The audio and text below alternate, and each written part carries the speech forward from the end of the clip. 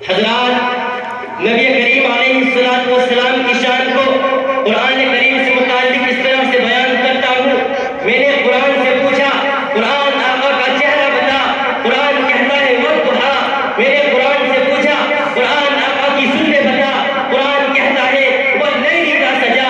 میں نے قرآن سے پوچھا، قرآن آقا کے دانت بتا.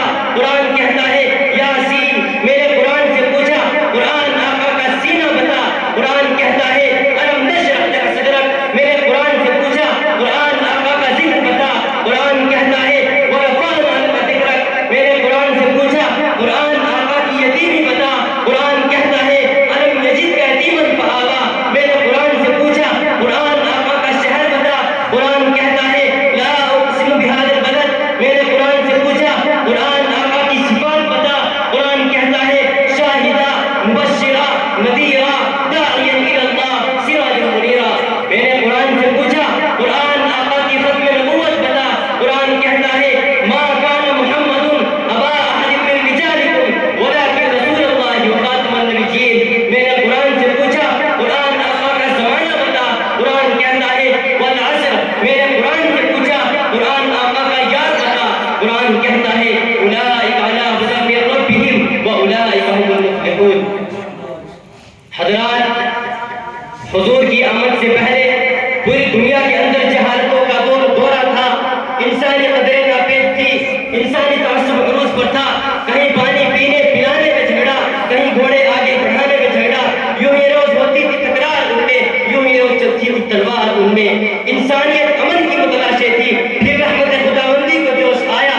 انسانوں کو ظلم و تشدد سے نکالنے کے لیے، ان کے زخم پر مرہم رکھنے کے لیے، ان کے دکھوں کا مداوع کرنے کے لیے آمینہ کے لال عبداللہ کے نور نظر آقا دو جہاں کو مبعوث فرمایا. اور ساتھ میں یہ بھی فرمایا وما ارسلناک الا رحمۃ للعالمین. محبوب ہم نے آپ رحمۃ للعالمین بنا کر مبعوث فرمایا. دوستو، میرے نبی اس دعوت میں سب سے زیادہ سچے تھے. میرے نبی جرأت میں سب سے زیادہ قوی تھے. میرے نبی بولنے میں سب سے زیادہ شدید تھے. ہمیشہ سچ بولنے والے، لوگوں کی امانتوں کا خیال کرنے والے، دوسروں کی مدد کرنے والے تھے. جو بھی آپ کو دیکھتا تھا محبوب ہو جاتا تھا، کیونکہ اس نے یوسف دیکھ کر کٹ گئی انگلیاں. اس نے یوسف دیکھ کر کٹ گئی انگلیاں. لاکھوں نے جان دے دی میرے نبی کے واسطے.